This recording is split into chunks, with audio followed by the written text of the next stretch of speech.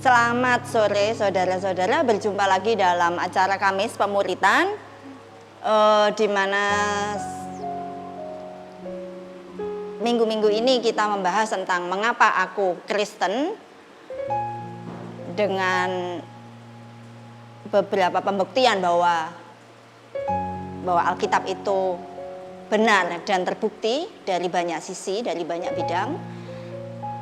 Ya, kita langsung saja menuju masuk ke materinya. Saya akan mengingatkan ringkasan-ringkasan dari yang lalu-lalu. Jadi, mengapa aku Kristen? Biasanya orang menjawab dengan tiga alasan ini ya, karena didikan orang tua, atau karena pengalaman mujizat supranatural di mana doa dijawab seperti itu, sehingga yakin bahwa ini Tuhan yang saya ikuti, yang saya minta tolong ini Tuhan yang benar. Dan ketiga, karena suatu perubahan yang dirasakan di dalam diri sendiri. Tiga jawaban itu tentu bagus dan tidak salah, tetapi belum cukup kuat untuk memberi alasan yang tidak terbantahkan bahwa kalau kamu klaim keyakinanmu benar, bagaimana kamu membuktikannya? Karena orang-orang dari keyakinan yang lain pun bisa menjawab seperti ini, dan mereka juga punya pengalaman-pengalaman sendiri. Jadi, dan juga yang saya sempat bagikan di pertama kali kita pertemuan pertama, itu ada seorang yang mantan detektif yang namanya Walter Wallace. Itu dia tidak mengalami tiga ini. Dia bukan seorang yang, kalau nomor 3 biasanya yang saya sering tonton kesaksiannya, orang yang bajingan, orang narapidana yang sangat sudah bejat bagaimana, lalu bertemu dengan Yesus dan benar-benar mengalami damai, diubahkan, yang bukan sama sekali bukan dari dirinya sendiri. Sedangkan si mantan detektif ini, dia bukan orang seperti itu. Jadi dia tidak punya pengalaman yang nomor 3. Dia juga tidak punya pengalaman nomor 1 karena dia tidak berasal dari keluarga Kristen, dan pengalaman nomor 2 pun dia tidak pernah sampai saat itu.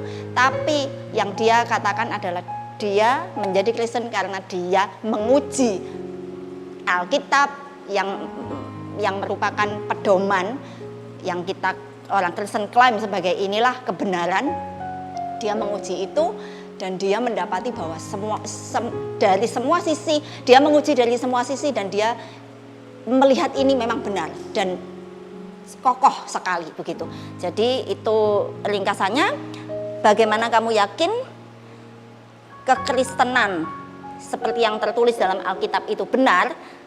Ya, karena Alkitab itu teruji dengan bukti-bukti dari segala bidang, baik sekuler, segala bidang yang dipandang sekuler ya, dari sisi sejarah, dari sisi sains, filosofi, dan lain-lain.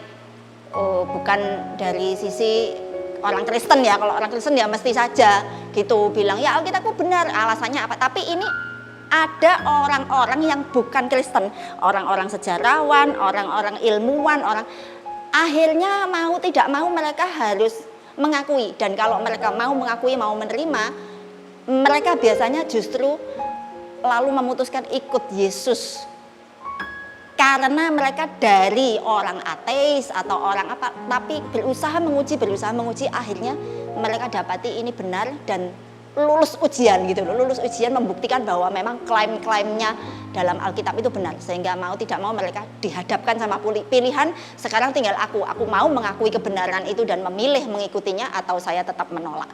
Dan beberapa banyak dan semakin banyak sains apa itu ilmuwan dari ya ilmuwan yang ateis atau apa, mereka semakin banyak berbalik dan mengikuti Yesus karena mereka melihat bukti-bukti itu. Sebelum saya lanjut, ada pertanyaan di kanal YouTube GPDI yang dimana materi yang saya sampaikan ini dimuat. Di situ ada satu pertanyaan berbunyi demikian: bagaimana penjelasan logis Anda, saya yang ditanya ya, atau penjelasan ilmiahnya bulan terbelah yang ada korelasinya dengan suatu agama yang tertera jelas dalam kitabnya. Nah, ini jadi ada agama lain yang menyatakan bahwa kalau tidak salah saya nabi mereka itu membelah bulan gitu. Saya tidak dalam kapasitas menjelaskan keyakinan agama lain. Ya, ini jawaban saya karena saya tidak tahu agama orang lain. Yang saya pelajari adalah keyakinan saya sendiri. Saya mempelajari sehingga saya sendiri makin tahu dan semakin menghargai apa yang saya yakini. Nah, cuma sejauh yang saya dengar memang tidak pernah ada penelitian tentang apakah benar bulan itu pernah terbelah. Apakah ada petunjuk-petunjuk yang mengarah pada pembuktian itu? Saya tidak pernah mendengar, saya belum, mungkin ada pernah dilakukan tapi saya tidak tahu sejauh yang saya pelajari, saya belum pernah mendengar hal itu. Jadi itu yang saya bisa jawab, sedangkan yang saya tahu, yang saya pelajari, keyakinan saya sendiri, saya melihat cukup banyak hal yang saya bisa ingat dan saya catat, kadang-kadang saya ingat saja dan saya bagikan itu mengumpulkan banyak petunjuk dan peninggalan sejarah seperti itu yang setuju dengan apa yang ditulis di dalam Alkitab. Ya, demikian jawaban saya. Lalu kita sekarang akan lanjutkan masih dalam rangka pembuktian bahwa Alkitab itu benar dari sisi peninggalan sejarah. Ya, lanjutan dari yang lalu karena saya bilang yang terakhir ini buat saya paling mendebarkan dan saya waktu itu karena waktu tidak sempat membagikan, sekarang saya bagikan. Jadi sekarang yang kita mau lihat, ya, mau singkapkan adalah bukti pendamaian oleh darah anak domba di tabut perjanjian. Tabut perjanjian, saudara perlu tahu, ya, mestinya banyak yang sudah tahu ya bahwa salah satu alat sembahyang dan yang itu adalah yang paling sakral, paling dikeramatkan, istilahnya paling kudus. Itu adalah tabut perjanjian yang disimpan di ruang maha suci. Jadi ada kemah sucinya mereka atau bait sucinya mereka terdiri dari halaman, lalu ruang tengah itu yang disebut ruang suci, di baliknya itu ditutup layar. Itu adalah ruang maha suci yang hanya bisa dimasuki setahun sekali dan di situ hanya ada satu alat sembahyang yaitu tabut perjanjian. Wah, saya lupa tunjukkan gambarnya ya, tapi ya saya lupa, maaf. Lebih jelas kalau ada gambarnya. Jadi kotak begitu, lalu ada dipahat malaikat bersayap di ujung sini dan ujung situ, lalu sayapnya ketemu di tengah. Begini ya, ketemu di tengah, berhadapan dan mereka ketemu di tengah begitu. Lalu di situ kita baca aja Imamat pasal 16 ayat 14 sampai 16. Ini yang dilakukan imam besar bangsa Israel setahun sekali saja, hanya pada hari raya pendamaian. Dia harus masuk ke ruang yang paling dalam situ, ruang maha suci. Tugasnya adalah, yang dia kerjakan adalah memercikkan darah lembu yang sudah disembelih di luar, dibawa masuk di dalam baskom, dipercikkan ke tutup dari kotak atau tabut perjanjian itu. Ya, di situ. Setelah itu kalau datang terang Tuhan di atas tutup itu, di antara dua malaikat itu, di dua kerub, istilahnya malaikat yang punya sayap itu disebut kerub. Di antara dua kerub itu ada cahaya di situ, itu berarti pendamaian itu diterima. Dan saat itu Tuhan sudah menyatakan dosa bangsa Israel selama setahun itu dihapuskan oleh percikan darah korban itu. Ya, kita baca di sini.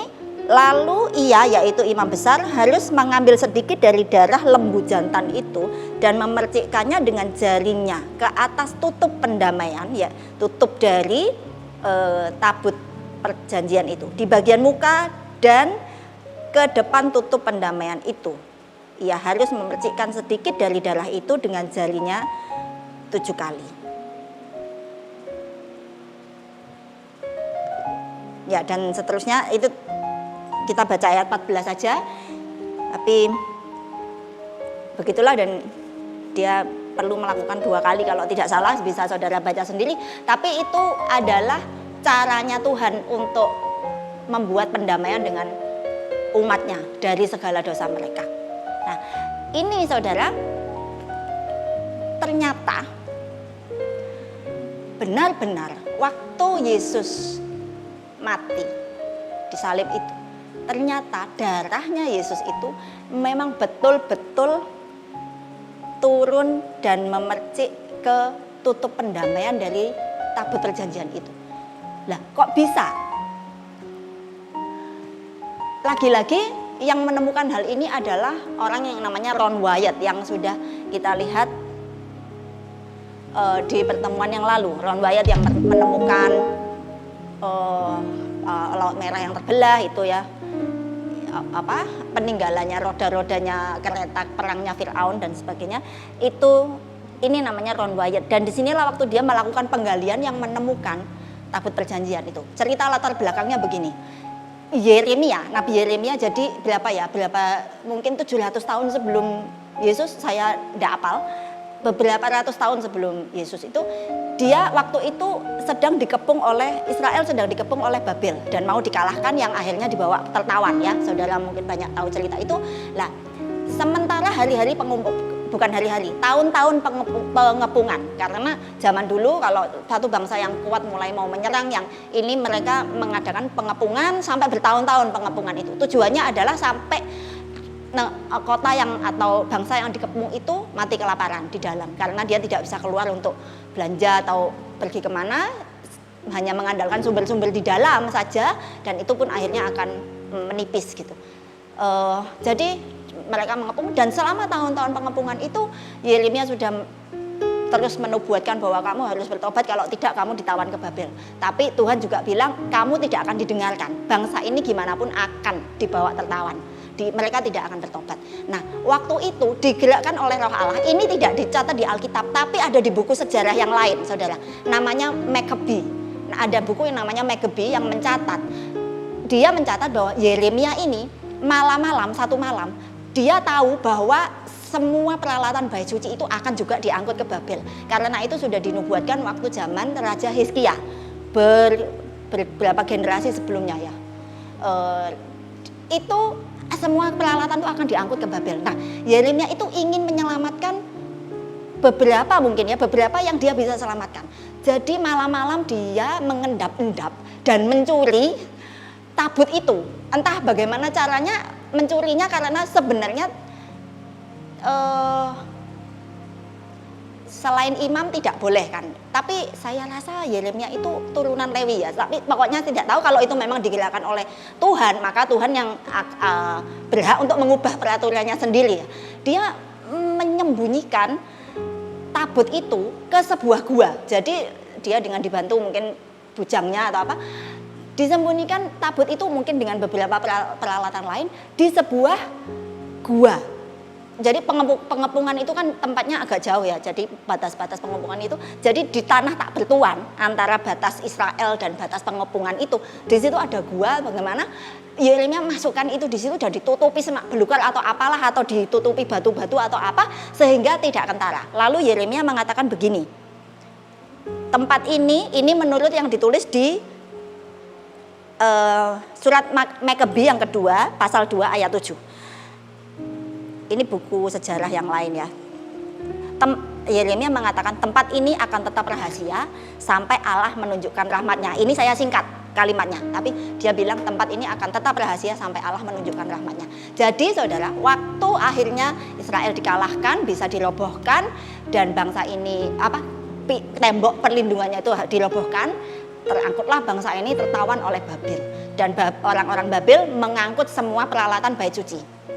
Tapi di dalam daftarnya, saudara, ini juga penggalian sejarah. Ada ditemukan prasasti berisi peralatan bait suci, karena pada waktu itu ya, kalau sampai bisa merampok rumah ibadah suatu bangsa, itu kebanggaan besar. Kayaknya seperti itu, saudara, menurut budaya setempat. Karena hal itu berarti Allahnya bangsa itu lebih kuat dari Allahnya bangsa ini. Jadi itu buat mereka kebanggaan. Itu mereka catat. Ya juga inventaris biasa ya, kalau kerajaan besar dan bagus dan berbudaya tinggi dia mencatat ya dokumentasi, dicatat. Dan di antara semua peralatan bait suci yang dicatat itu memang tidak terdapat namanya tabut perjanjian. Jadi hal itu ditemukan belakangan ini oleh penggalian arkeologi dan dilihat daftar itu ternyata memang tidak ada tabut perjanjian itu di situ. Jadi tabut perjanjian itu dinyatakan hilang, tidak tahu kemana. Setelah itu zaman Esra, saudara ikuti sejarah dan tahu zaman Esra, di zaman Babel sudah berganti jadi Persia. Raja Kores memerintahkan Israel boleh kembali, bawa semua peralatan bait sucimu kembali. Nah, lalu mulailah dibangun kembali bait suci itu. Bait suci dibangun, yang tadinya bait suci yang dibangun Salomo dengan segala kemegahan emas-emas dan sebagainya itu diruntuhkan, sudah kan dibangun lagi ulang oleh Herodes. Waktu itu Herodes yang membiayai, Herodes yang jahat itu. Tidak tahu Herodes yang mana, Herodes ada banyak. Terus, tapi ternyata karena tabut Allah tidak ada, maka kosong. Ruang maha suci yang di dalam itu kosong, itu tidak ada peralatannya. Karena memang tabut Allah itu tidak ditemukan, itu kosong sampai saat itu. Nah, oke, sampai situ latar belakangnya. Lalu Ron Wyatt tahun 1979, ini saya tulis 1982. Itu tahun ditemukannya, tapi dia mulai penggalian itu 1979. Dia bilang sama Tuhan, Tuhan aku pingin menemukan tabut perjanjian itu ada di mana gitu. Lalu dia digerakkan, ya sudah waktunya Tuhan tuntun dia, sekarang kamu ke Israel. Surat izin segala macam yang biasanya sulit dia dapat dengan apa maksudnya dia dapat, berarti memang izin Tuhan begitu. Memang kehendak Tuhan, dia waktunya mencari. Dia pergi ke Israel, dia berjalan-jalan, lihat situasi. Tahu-tahu begini ceritanya, ini pengakuannya dia sendiri, saudara. Dia cerita, tahu-tahu dia melewati sebuah seperti bukit atau bukit kecil di situ. Lalu tiba-tiba tangannya ini, dia sama seorang pemandu. Tiba-tiba tangannya ini bergerak sendiri menunjuk, dan kata-kata keluar sendiri dari mulutnya bilang, di situ letaknya tabut perjanjian. Begitu. Dia sampai kaget. Terus dia tanya sama pemandunya, barusan aku ngomong apa? Terus pemandunya bilang, kamu ngomong di situ letaknya tabut perjanjian. Langsung dia tahu ini pasti Tuhan yang nunjukin lewat tangan dan mulutnya sendiri. Dia mulai penggalian di tempat yang ditunjuk tangannya itu, yang sebenarnya Tuhan yang menunjuk. Karena dia tidak tahu apa-apa sama sekali. Nah, terus di situ dia mulai bongkar. Ini dia akan pegang, ada batu yang dia pegang ini, nanti ada ceritanya. Dan ini waktu dia mulai menggali itu, ya penggalian itu makan waktu lama. Nah, ini bukit batu lah yang dia mau gali itu. Ternyata waktu dia mulai bongkar, dia mulai gali, yang pertama dia temukan adalah sini, salah. Ini dulu. Dia temukan ada lubang di tanah dan ada batu yang tadi dia pegang. Karena dia sudah biasa, dia juga belajar sejarah banyak, dia taunya ini adalah batu, maksudnya kayak tempat untuk mendirikan salibnya para hukumannya orang-orang Romawi zaman itu. Karena dia sudah mengenali itu, dia lebih gampang ya mengenali, namanya sejarawan, seorang arkeolog, dia bisa mengenali ini adalah batu itu gitu ya, batu tempat mendirikan salib. Tapi salib kan ada banyak, saudara. Itu Yesus salah satu yang disalib. Waktu bersama Yesus aja ada 2 orang yang lain gitu. Sebelum Yesus, sesudah Yesus ada banyak lagi gitu kan. Tapi dia yakin ya sudah ini adalah sekitar, ya pokoknya enggak tahu salibnya siapa, ya ini adalah penggalian yang akan menyingkapkan tabut perjanjian itu. Lalu dia bawa pulang batu itu ya, yang tadi dia pegang. Nah, tapi di sebelah pinggirnya lobang yang ada batu itu untuk mendirikan salib itu ada retakan, ada bekas retakan, terus ada noda merah hitam gelap gitu di masuk ke dalam retakan itu, Nah dia pikir ini kayaknya darah yang menetes dari salib yang didirikan ini gitu loh. Nah ini nanti aja kita baca ayatnya. Terus ya jadi jadi selanjutnya dia taunya ini adalah salah satu, dia belum tahu itu salibnya siapa ya, maksudnya ini pokoknya salah satu salib. Tapi dia lihat memang arah-arahnya seperti salibnya Yesus berdiri di situ. Karena di samping-sampingnya ada dua, satu kiri satu kanan gitu, ada batu serupa lagi. Dan dia teruskan, tapi waktu sampai di permukaan itu mentok ya saudara, karena penggalian itu menggali terus begini, kota Yerusalem atau kota-kota kuno yang lain biasanya begini, Yerusalem tuh banyak kali dirobohkan terus dibangun ulang di atasnya, di atas timbunan puing itu. Lalu yang kota yang baru ini dirobohkan lagi, lalu waktunya dibangun di atas puing itu. Jadi ada berlapis-lapis gitu. Jadi penggalian itu harus berlapis-lapis. Dia akhirnya udah tahu bagaimana mentok, terus dia akhirnya milih jalan putar lewat bawahnya saja, lewat sebelah bawahnya.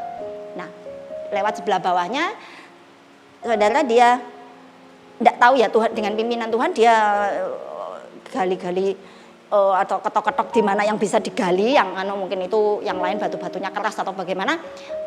Dia pokoknya gali-gali sampai dia tadi ya seperti ini kira-kira ya penggalian itu. Terus sampai singkat cerita dia temukan celah di situ. Dia intip ke dalam celah itu, dia lihat ada ya seperti kotak gitu. Tapi itu banyak ketutupan batu-batu. Dia harus bersihkan batu itu, dan itu butuh beberapa hari kayaknya.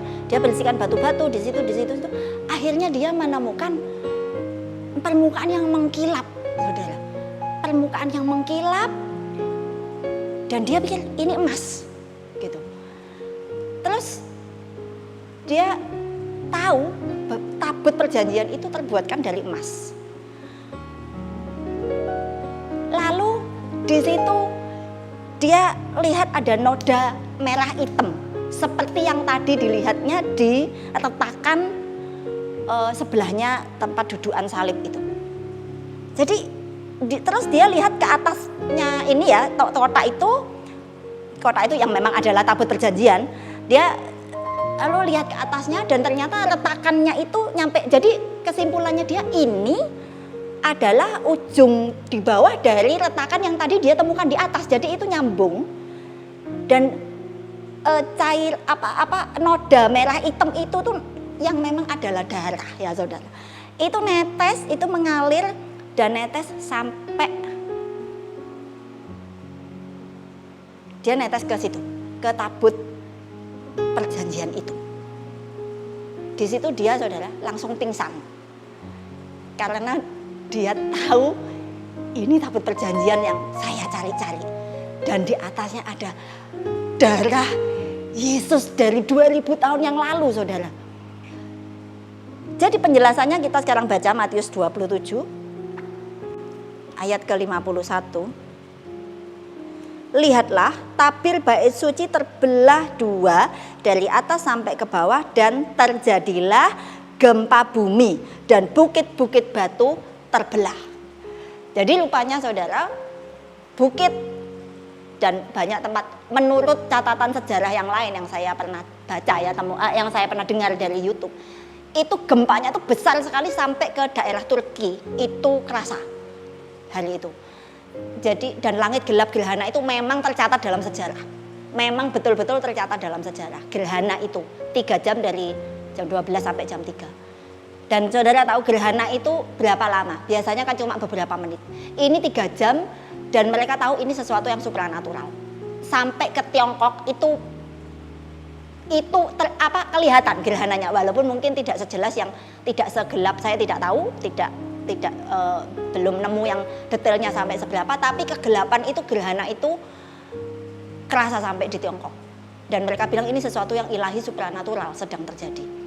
Lalu jadi gempa bumi itu terjadi, maka bukit dan di sebelah batu tanah atau bukit batu di sebelah salib Yesus itu retak terbelah retak begitu. Dan ingat waktu itu salah satu prajurit Romawi menusuk lambung Yesus dengan tombak, kemudian keluarlah darah dan air, dan darah itu tercurah dan masuk ke dalam celah bukit itu, dan ternyata langsung kena ke atas tutup tabut perjanjian itu yang ternyata disembunyikan Yeremia itu di situ.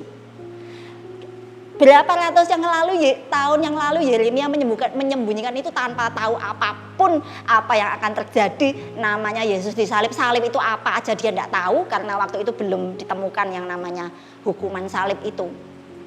Dia tidak tahu apa-apa, pokoknya sembunyikan menurut dorongan yang Tuhan beri dalam hatinya. Ternyata itulah yang terjadi. Sekarang tabut ini ditutup lagi, si Ron Wyatt itu bilang, oke, ini biarkan tetap rahasia. Tapi rasanya dia ngomong sama imam besar orang Yahudi yang saat itu. Jadi imam besar itu tahu, tapi tidak dibuka untuk umum dan tetap disembunyikan rahasia. Dan itu akan dinyatakan, dan Ron Wyatt mendapat nubuat dari Tuhan bahwa itu akan dinyatakan kapan dia, pokoknya benar-benar menjelang kedatangan Yesus itu sesudah. Saya agak lupa, pokoknya setelah antikris itu masuk ke ruang masuk ke bait suci, di situ akan dinyatakan tabut perjanjian ini. Ya, ceritanya sampai di situ. Jadi mari kita tunggu apa yang terjadi selanjutnya dalam sejarah manusia. Itu saudara. Jadi benar-benar tergenapilah tabut perjanjian yang terus diciprati darah itu bukan hanya simbol 2000-3000 tahun yang lalu di Israel, tapi betul-betul terjadi penggenapannya di hari Yesus disalib, darahnya tercurah di situ. Benar-benar darahnya terpercik di atas tutupan pendamaian itu. Masih ada lanjutannya saudara ya, sedikit lagi. Ron Wyatt itu kemudian mengambil sampel darah itu dan dibawa dia punya laboratorium. Dia bawa ke laboratorium, dia ngomong sama ilmuwannya di situ. Tolong teskan darah ini buat aku. Singkat cerita, mereka menemukan darah ini aneh banget. Dia bilang, ini darahnya ini darah manusia. Jelas ini darah manusia, bukan darah binatang apa. Ini darah manusia.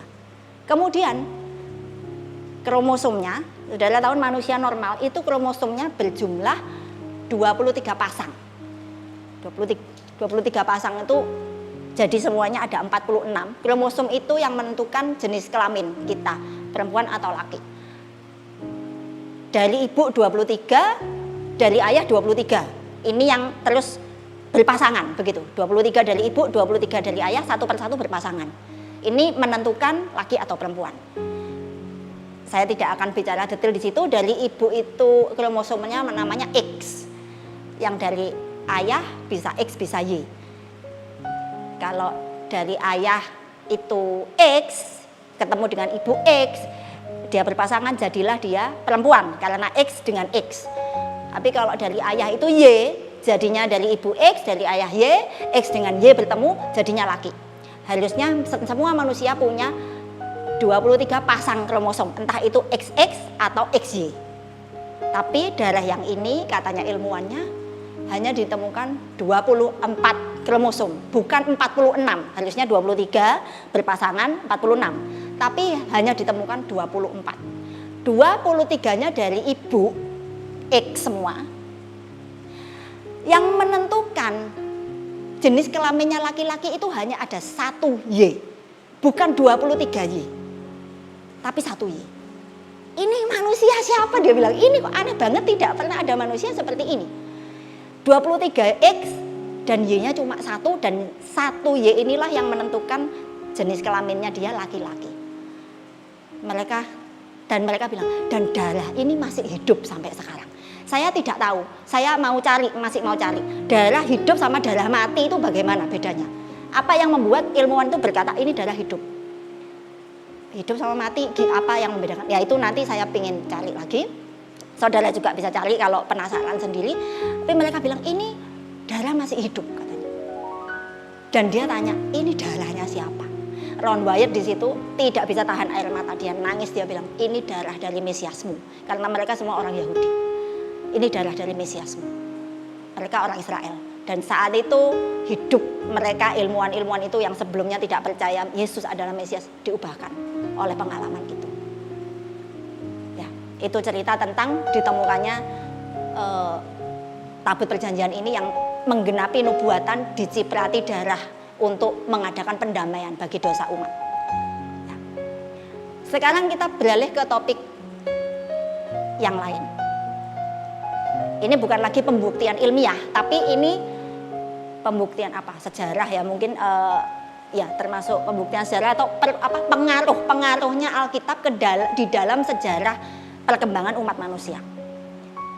Ditulis di situ Alkitab buku yang mengubah bangsa-bangsa. Saya ambil dari sini, ini buku yang menulis adalah Loren Cunningham, yaitu pendiri YWAM, yang organisasi yang saya ikuti, saya banyak mendapat pelatihan di sana. Buku yang mentransformasi bangsa-bangsa. Di sini mereka menceritakan perannya Alkitab untuk mengubah budaya, mengubah bangsa. Kita lihat bagaimana ceritanya. Saya ambil satu saja cerita yang saya ambil di sini ya, halaman 105 di sini. Ada seorang yang namanya John Calvin, mungkin saudara pernah dengar, kalau saudara pernah dengar Calvinisme. Nah, ini dia.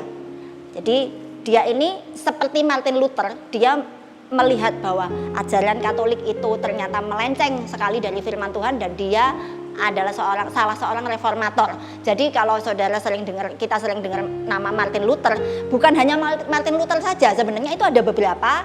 Martin Luther itu di Jerman, dia mengadakan pembaharuan itu, dan dia ini di Perancis dan di Swiss. Saudara. Jadi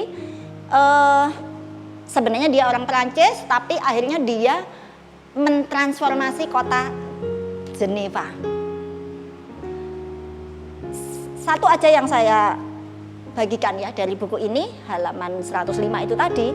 John Calvin itu adalah penggagas trias politika. Saudara tahu Indonesia kita juga menganut sistem trias politika untuk pemerintahan, yaitu pembagian kekuasaan dalam pemerintahan menjadi 3 bagian, yaitu legislatif, eksekutif, dan yudikatif. Artinya legislatif itu DPR, MPR atau pembuat undang-undang. Itu mereka orang-orang yang membuat undang-undang. Kemudian eksekutif itu pelaksana atau pemegang mandat dari undang-undang itu. Undang-undangnya dibuat lalu dilaksanakan. Ini adalah presiden dan menteri-menterinya. Ini dipisah. Lalu yudikatif yaitu badan pengadilan, Mahkamah Agung, pokoknya badan pengadilan. 3 ini dipisah. Penggagas pertamanya adalah Calvin. Tadinya bagaimana? Tadinya campur semua, karena namanya orang memegang kekuasaan tuh dia sangat mutlak, tidak terbatas. Katanya ayo A, besok dia bilang B, ya B jadinya. Pokoknya tidak ada patokan sama sekali, semuanya terserah dia. Itu dulu. Tapi kemudian ya dalam perubahan akhirnya ditemukan John Calvin percaya ini cara yang terbaik, yang lebih baik untuk mengatur pemerintahan supaya tidak semena-mena. Sedikit tarik ke belakang lagi. Jadi John Calvin ini begini, secara umum gambaran besarnya. John Calvin dia setelah memberontak dari Katolik, dia benar-benar belajar Alkitab, lalu dia lihat loh, Alkitab ini mengatur kemasyarakatan. Jadi Alkitab ini bukan sekedar cuma ngajari orang di gedung gereja bla bla bla terus orang pulang nggak ada hubungannya gitu ya sama yang jam-jam yang dimana dia duduk di atas bangku di gedung gereja itu tadi. Lalu dia bilang ini adalah ngatur semua sampai ke masyarakat. Jadi di sana dia mulai mengatur kota Jenewa itu berdasarkan apa yang dia baca di Alkitab. seperti kira-kira seperti waktu Allah mengatur hidup bangsa Israel waktu di padang gurun. Gini caranya kamu bayar utang, atau kalau ada orang yang bersalah satu kepada yang lain, ini caranya. Itu sebenarnya sesuatu yang luar biasa, karena belum pernah ada bangsa seperti itu di zaman itu, dengan segalanya diatur menurut hukum. Karena waktu itu yang lalu-lalu tidak ada hukum, ya hukumnya ya apa katanya raja hari itu, besoknya bisa ganti lagi, dan ya seperti itu kira-kira ya gambaran besarnya.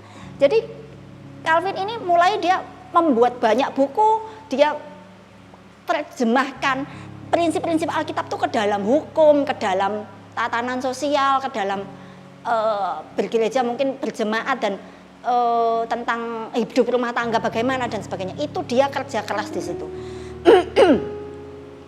Dan ceritanya bagaimana dia bisa menggagas Trias Politika itu, dia baca Yesaya 33 ayat 2. Sebab Tuhan ialah hakim kita, Tuhan ialah memberi hukum bagi kita, Tuhan ialah raja, dia yang akan menyelamatkan kita.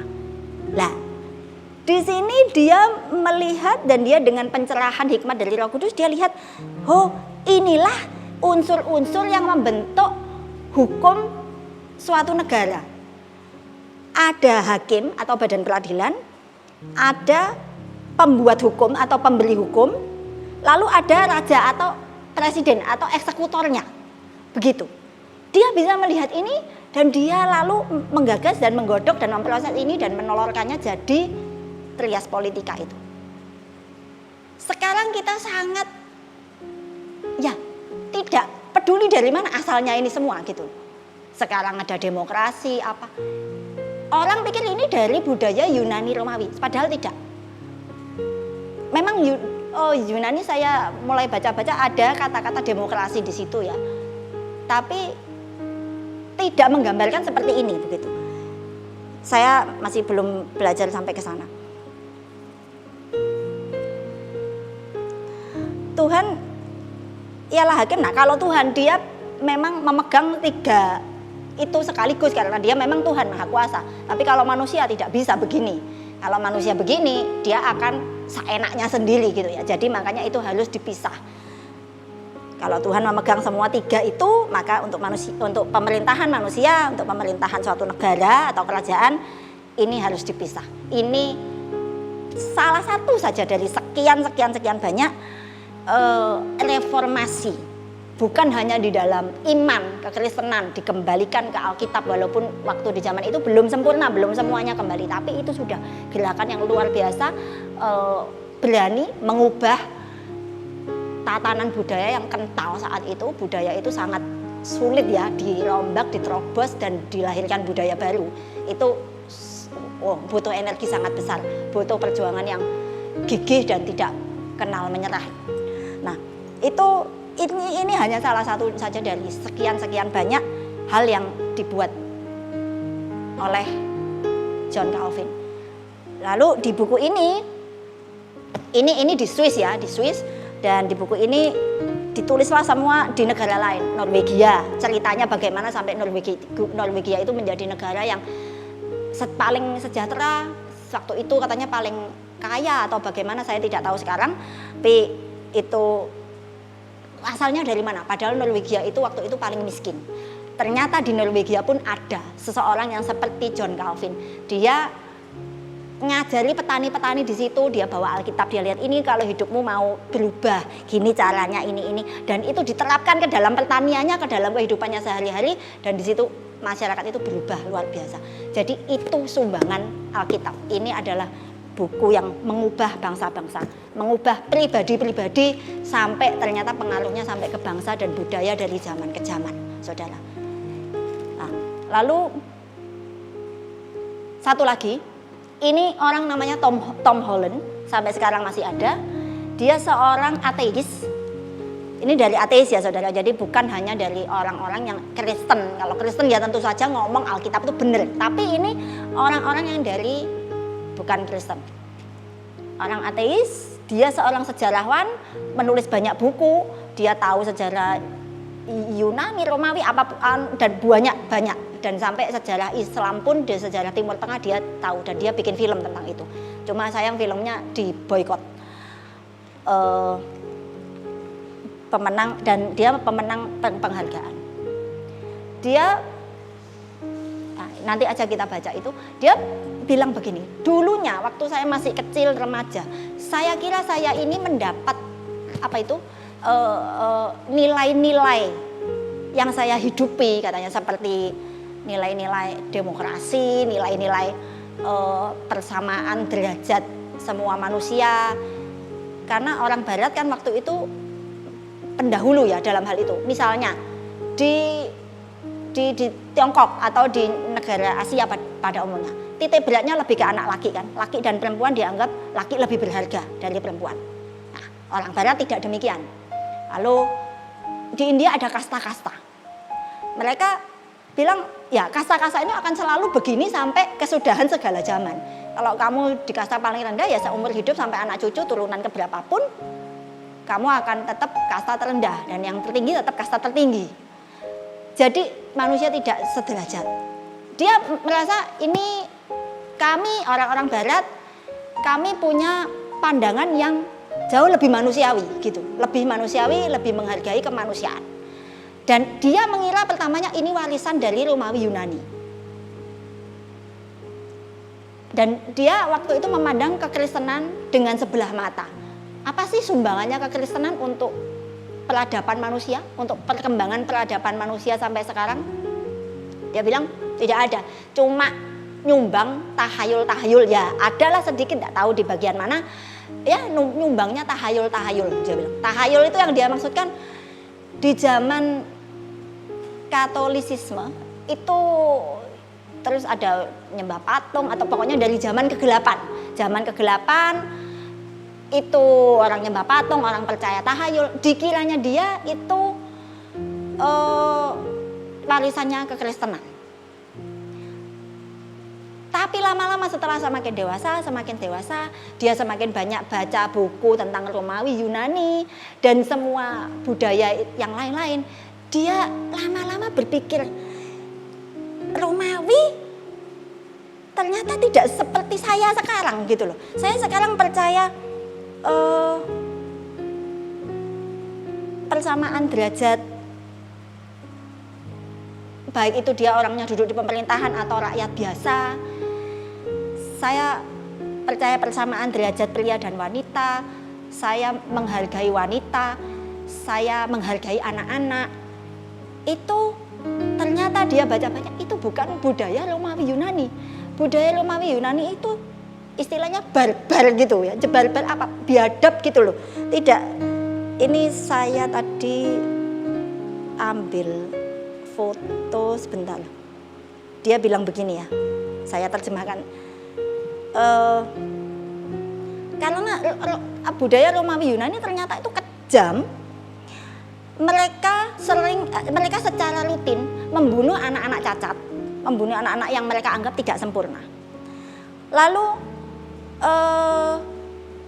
tubuh dari budak-budak mereka itu mereka perlakukan sangat sembarangan, seperti barang, pokoknya sebagai pemuas pelampias hawa nafsu, entah itu nafsu amarah atau nafsu seksual, apa saja sudah, itu dia punya hak penuh untuk memperlakukan seperti itu.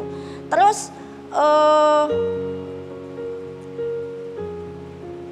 orang-orang yang miskin dan lemah tidak punya hak dalam masyarakat. Itulah budaya Romawi Yunani.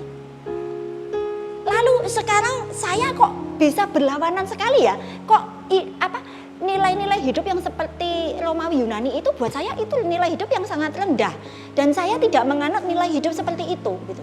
Lalu ini dari mana saya dapat? Itu jadi pertanyaannya dia, dan selama ya tahu beberapa waktu dia mencari-cari, dan akhirnya waktu dia buka Alkitab, dia belum Kristen sampai sekarang pun dia masih menganggap diri tetap ateis. Tapi cuma dia mulai berubah pandangannya terhadap kekristenan. Penghargaannya semakin besar. Bahwa dia buka Alkitab, lalu dia baca Paulus ngomong, nah sebentar. Ini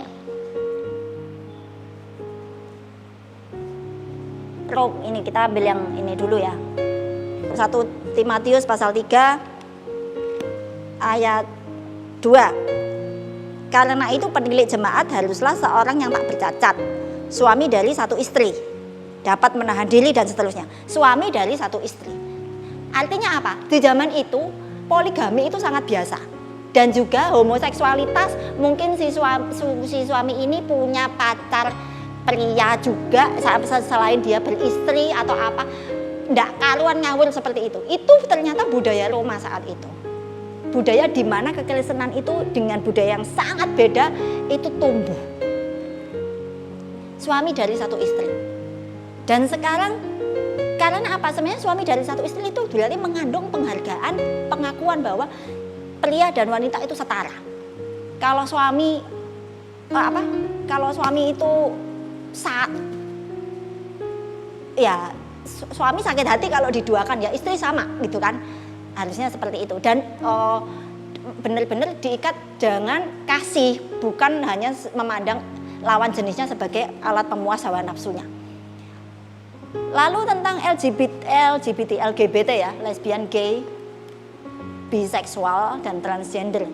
Roma pasal 1 ayat 27. Ternyata itu sebenarnya adalah sesuatu yang sangat umum di zaman itu, sesuatu yang sangat umum. Dan sekarang mau balik lagi ke sana. Roma 1 ayat 27. Demikian juga suami-suami meninggalkan persetubuhan yang wajar dengan istri mereka dan menyala-nyala dalam birahi mereka seorang terhadap yang lain. Sehingga mereka melakukan kemesuman laki-laki dengan laki-laki. Ternyata itu adalah umum, budaya di situ sangat umum. Mungkin kalau tidak melakukan begitu itu aneh. Seperti itu. Jadi dia terus membaca perjanjian baru, ajaran-ajaran. Ini kok saya banget gitu loh. Dia bilang, lalu yang memperhatikan orang miskin di perjanjian baru seperti misalnya Yakobus ya, saya tidak catat di situ. Di Yakobus pasal 2 misalnya ayat 1 sampai 4. Saudara-saudaraku, sebagai orang yang beriman kepada Yesus Kristus, Tuhan kita yang mulia, janganlah iman itu kamu amalkan, atau kamu praktekkan, atau kamu terjemahkan dalam hidup sehari-hari, kamu hidupi dengan memandang muka. Sebab jika ada seorang yang masuk ke dalam kumpulanmu dengan memakai cincin emas, pakaian indah, dan datang juga seorang miskin ke situ dengan memakai pakaian buruk, dan kamu menghormati orang yang berpakaian indah itu dan berkata padanya, silakan mari duduk di tempat yang baik ini, sedang kepada orang yang miskin itu kamu berkata, berdirilah di sana, atau duduklah di lantai dekat tumpuan kakiku. Bukankah kamu telah membuat pembedaan di dalam hatimu dan bertindak sebagai hakim dengan pikiran yang jahat? Saudara, ini kalau kita sekarang baca begini, kita bilang ya mesti gitu ya. Ya memang kan harusnya begitu. Ternyata di zaman itu orang itu sama sekali tidak punya pikiran itu, saudara. Itu bukan nilai yang umum dipegang zaman itu. Dulu seorang pendeta di Surabaya, saya ikuti kebaktiannya. Dia waktu itu menerangkan begini. Sekarang kita mengerti bahwa nilai yang tinggi adalah begini, pengorbanan. Pengorbanan, kerendahan hati, itu nilai yang tinggi dan harus dikejar. Walaupun kita akui kita tidak sempurna dan sering gagal dalam hal itu. Tapi kita mengakui bahwa itu adalah nilai yang mulia, yang tinggi. Loh, dulu tidak. Dulu pikiran seperti itu adalah olok-olok. Dulu kalau ngomong rendah hati, itu negatif sekali konotasinya. Ngomong rendah hati itu berarti kamu itu disuruh berdiri di tengah, lalu diduding, diolok-olok, dipermalukan, ditertawakan, dibully gitu. Sampai yang lain puas, itu namanya rendah hati. Rendah hati sangat kata-kata yang sangat ditakuti. Itulah zaman itu. Begitu. Orang yang kaya, salah satu tugasnya dalam hidup adalah tetap mempertahankan kesenjangan antara dirinya dengan orang miskin yang ada di sana. Itu harus dipertahankan, bahkan dibuat lebih lebar. Itulah budaya saat itu, cara pikirnya seperti itu. Lalu datanglah Yesus Kristus. Dan dia membalikkan semua itu. Dengan dirinya, dengan contoh bagaimana dia memperlakukan wanita, anak-anak, orang-orang miskin, orang berdosa, orang-orang yang dibuang, dipinggirkan masyarakat. Dia itu raja segala raja. Dari satu benih itu dan dia tanamkan dirinya, dikubur mati. Dan dia bentuk komunitas yang baru berisi 12 murid itu. Dan dia gemparkan dunia dengan perubahan yang sedemikian, membalikkan semua budaya itu.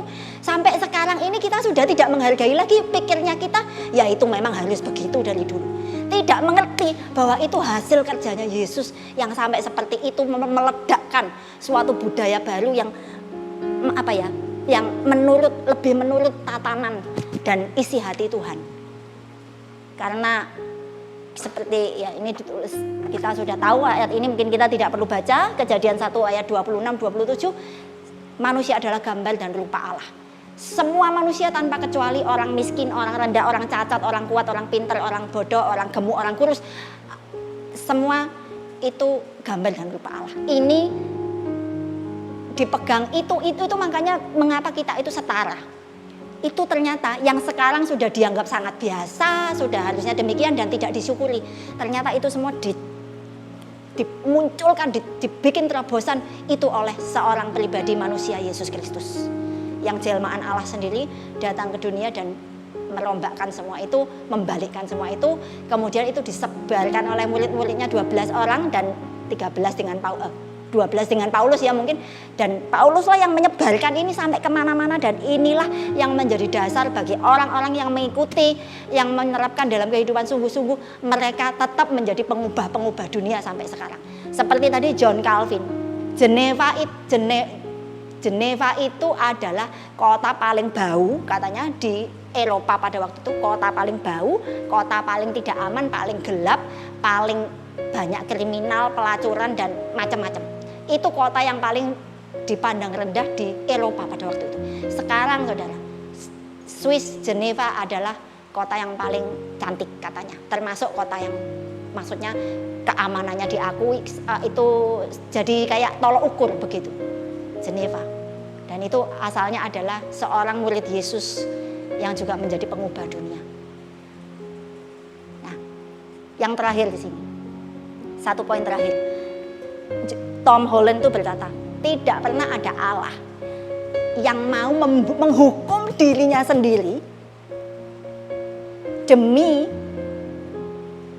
kehidupan atau keselamatan para penyembahnya. Tidak pernah ada Allah. Dia belajar konsep dari Yunani, Romawi, Mesir atau mana-mana. Tidak pernah dia temukan Allah yang seperti itu. Tapi Allahnya orang Kristen, dia bilang, karena dia belum percaya Yesus, walaupun semakin bergeser kayaknya ya, makin kagum. Tapi dia bilang Allahnya orang Kristen pada waktu itu dia adalah Allah yang turun dan menghukum dirinya sendiri untuk keselamatan manusia. Suatu nilai baru bahwa yang namanya pengorbanan itu sesuatu yang indah. Sebelum itu tidak pernah ada namanya korbanan apa itu konyol dan itu patut ditertawakan. Tapi setelah Yesus dia contohkan itu, dan semakin kesini kita lihat itu betul-betul mengubahkan cara pandang orang, budaya yang menjadi semakin bergeser ke arah yang menurut tatanannya Allah Bapa di surga. Dan kita akan terus berdoa, kitalah yang melanjutkan sampai sekarang di hari-hari ini. Ada masih disisakan sama Tuhan banyak hal yang masih harus diubah untuk disesuaikan dengan tatanan-tatanan kerajaan Allah. Itu bagian kita. Jangan khawatir, Tuhan tidak kekurangan kerjaan. Dia tidak menjadikan kita pengangguran. Kita di sini ada maksudnya. Dan kita akan menjadi orang-orang yang melanjutkan gerakan dari Yesus Kristus yang menjadi pengubah dunia, pengubah lingkungan, di mana kita ditempatkan di kota ini. Kota ini menunggu kita, dan itu dimulai dengan salah satu komponen yang penting, kita mempercayai Alkitab sepenuhnya, kita belajar, kita mencintai, bukan mencintai buku, tapi mencintai isi hati Tuhan yang tercantum di dalam buku ini. Kita belajar mengenali pikirannya, jalan-jalan pikirannya, pribadinya, dan kita adopsi itu dan masukkan, internalkan, dijadikan darah daging di dalam kita, sampai kita pun menjadi pengubah dunia seperti Yesus melanjutkan mimpinya untuk dunia ini, untuk umat manusia. Ya, sekian yang saya bisa bawakan. Terima kasih sudah mendengarkan, mungkin cukup panjang untuk kali ini ya, dan Tuhan Yesus memberkati.